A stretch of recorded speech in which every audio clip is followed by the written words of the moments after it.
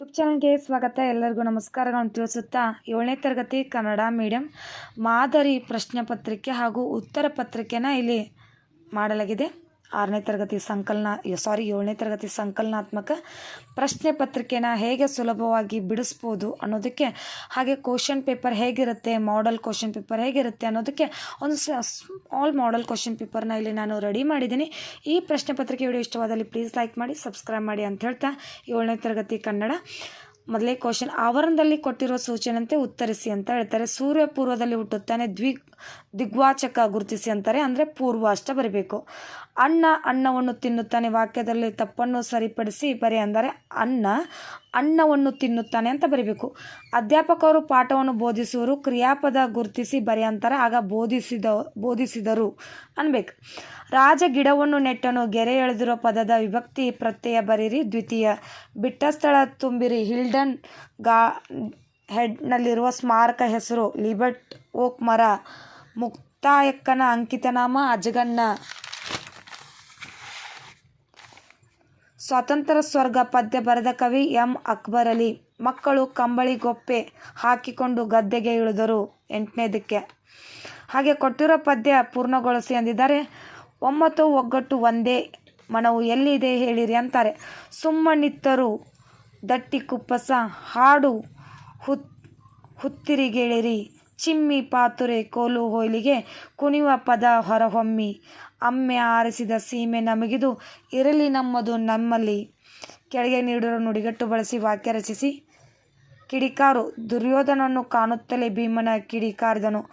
ಮೈ ಬಗ್ಗಿಸಿ ಕೆಲಸ ಮಾಡಿದರೆ ಸುಖ ಸಿಗುತ್ತದೆ. ಕೊಟ್ಟಿರೋ ಪ್ರಶ್ನೆ ಒಂದೇ ವಾಕ್ಯದಲ್ಲಿ ಉತ್ತರಿಸಿ. ಪುಟ್ಟಜ್ಜಿಯ ಬಳಿ ಹುಡುಗ ಯಾವ ಕತೆ ಹೇಳಬೇಕೆಂದು ಕೇಳಿದನು. ಹಾಡ್ಗತೆ. ಚಪ್ಪರದ ನಡುವೆ ತಾಯಿ ಯಾವ ಆಟ ಆಡುತ್ತಾಳೆ. ಪಗಡೆ. ಮೋಟೆಬೆನ್ನೂರು ಎಂಬ ಹಳ್ಳಿ ಯಾವ ಜಿಲ್ಲೆಯಲ್ಲಿದೆ. ಹಾವೇರಿ ಜಿಲ್ಲೆಯಲ್ಲಿದೆ. ಬಸವಣ್ಣವರ ತಂದೆ ತಾಯಿ ಹೆಸರೇನು.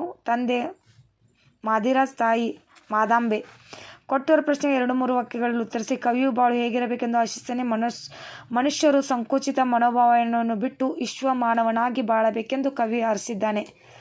ಸೀನಿಯರ್ ಸೆಟ್ರ ವೇಷ ಹೇಗಿತ್ತು ನಿಮ್ಮ ಮಾತುಗಳಲ್ಲಿ ವ್ಯಕ್ತಪಡಿಸಿ. ಸೀನಿಯರ್ ಸೆಟ್ರು ತುಂಬ ಹಳೆಯದಾದ ಒಗೆದ ಪಂಚೆಯೊಂದನ್ನು ಸೊಂಟಕ್ಕೆ ಸುತ್ತಿ ಮೇಲಕ್ಕೆ ಎತ್ತಿ ಕಟ್ಟಿದನು. ಒಗೆದ ಚೌಕಳಿ ಅಂಗಿ, ಅದಕ್ಕಿಂತ ಹಳೆಯ ಟವಲ್ನಿಂದ ತಲೆಗೆ ಲಪ್ಪಟೆ ಸುತ್ತಿಕೊಂಡಿದ್ದರು. ಅವರು ಪಂಚೆ ಸುತ್ತಿರುವ ರೀತಿ ಅಭ್ಯಾಸವಿಲ್ಲದೆಂದು ಎಷ್ಟು ಚೆನ್ನಾಗಿ ಗೊತ್ತಾಗುತ್ತಿತ್ತೆಂದರೆ, ಚಡ್ಡಿಗೆ ದೊರೆತ ಪ್ರಾಮುಖ್ಯತೆ ಪಂಚೆಗೆ ಸಿಗದೆ ಅದು ತುಂಬ ಅಮುಖ್ಯನಂತೆ ಮುದುರಿ ಕುಳಿತಿತ್ತು. ಇದು ಸೀನಿಯರ್ ಸೆಟ್ರ ವೇಷ. ಮಹಾದೇವ ಮತ್ತು ಸಿದ್ಧಮತಿ ಇಬ್ಬರು ಸೇವಾಶ್ರಮ ಸಂಚಾಲಕರಾಗಿ ಮಾಡಿದ ಕೆಲಸಗಳೇನು.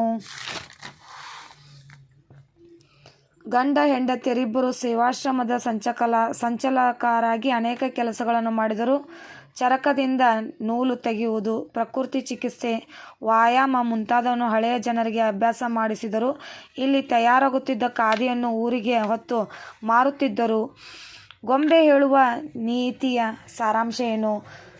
ಜೀವನದಲ್ಲಿ ಎಷ್ಟು ಕಷ್ಟಗಳು ಬಂದರೂ ನಾವು ಧೈರ್ಯದಿಂದ ಅವುಗಳನ್ನು ಎದುರಿಸಿ ಯಾರ ಮುಂದೆಯೂ ತಲೆ ತಗ್ಗಿಸದೆ ಗೊಂಬೆಯಂತೆ ನಗುತ್ತಾ ಬಾಳಬೇಕು. ಹಾಗೂ ಜೀವನದ ಎಷ್ಟೇ ನಮ್ಮನ್ನು ಬಗ್ಗಿಸಿದರೂ ಮತ್ತೆ ನೆಟ್ಟಗೆ ನಿಲ್ಲುವ ಸಾಮರ್ಥ್ಯವನ್ನು ಹೊಂದಿರಬೇಕು ಎಂಬ ನೀತಿಯ ಸಾರಾಂಶವನ್ನು ಗೊಂಬೆ ಹೇಳುತ್ತದೆ. ಆಸೆ ಆಮಿಷಗಳಿಂದ ಮುಕ್ತರಾಗುವ ಬಗೆಯನ್ನು ಸತ್ಯಕ್ಕ ತನ್ನ ವಚನದಲ್ಲಿ ಹೇಗೆ ವ್ಯಕ್ತಗೊಳಿಸಿದ್ದಾಳೆ.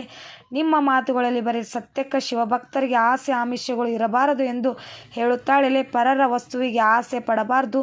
ನಮ್ಮ ದಾರಿಯಲ್ಲಿ ಚಿನ್ನವೇ ಬಿದ್ದಿದ್ದರೂ ಅದನ್ನು ಕೈಮುಟ್ಟಿ ಎತ್ತಿಕೊಳ್ಳಬಾರದು. ಆ ಆಸೆಗಳಿಂದ ಮುಕ್ತರಾಗಬೇಕಾದರೆ ನಾವು ಶಿವನ ಪೂಜಿಸಬೇಕು, ಧ್ಯಾನಿಸಬೇಕು ಎಂದು ಸತ್ಯಕ್ಕ ತನ್ನ ವಚನದಲ್ಲಿ ಹೇಳಿದ್ದಾಳೆ.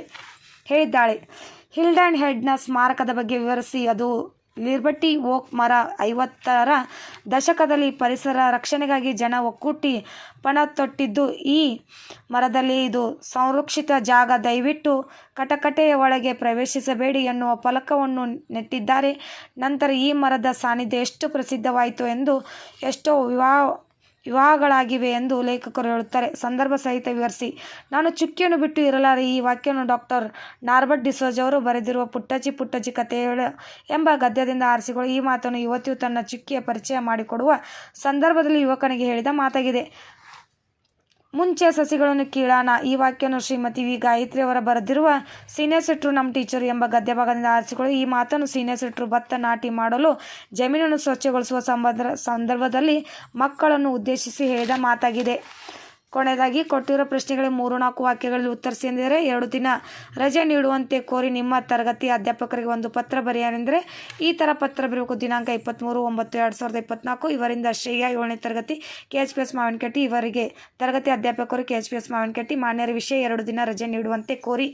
ಮೇಲಿನ ವಿಷಯಕ್ಕೆ ಸಂಬಂಧಿಸಿದೆ ನನ್ನ ಅಕ್ಕನ ಮದುವೆ ದಿನಾಂಕ 25/9/24 ಹಾಗೂ 26/7/24 ಬೆಳಗಾವಿಯಲ್ಲಿ ನೆರವೇರುತ್ತದೆ. ಈ ಸಂಭ್ರಮದಲ್ಲಿ ನಾನು ಅಗತ್ಯವಾಗಿ ಪಾಲ್ಗೊಳ್ಳಬೇಕಾಗಿದೆ. ಆದುದರಿಂದ ದಯವಿಟ್ಟು ಮೇಲ್ಕಾಣಿಸಿದ 2 ದಿನಗಳಿಗೆ ರಜೆ ನೀಡಬೇಕು ಎಂದು ವಿನಂತಿಸುತ್ತೇನೆ. ನಮಸ್ಕಾರಗಳೊಂದಿಗೆ ತಮ್ಮ ಪ್ರೀತಿಯ ವಿದ್ಯಾರ್ಥಿ ಶ್ರೇಯ.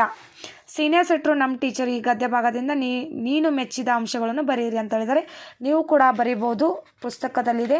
ನಿಮಗೆ ಮೆಚ್ಚಿರುವಂಥ ಅಂಶಗಳನ್ನು ಬರೀರಿ. ನಿಮಗೂ ಕೂಡ ಇವತ್ತಿನ ಈ ವಿಡಿಯೋ ಇಷ್ಟವಾದಲ್ಲಿ ಪ್ಲೀಸ್ ನಮ್ಮ ಚಾನಲ್ನ ಲೈಕ್ ಮಾಡಿ ಹಾಗೂ ಸಬ್ಸ್ಕ್ರೈಬ್ ಮಾಡಿ.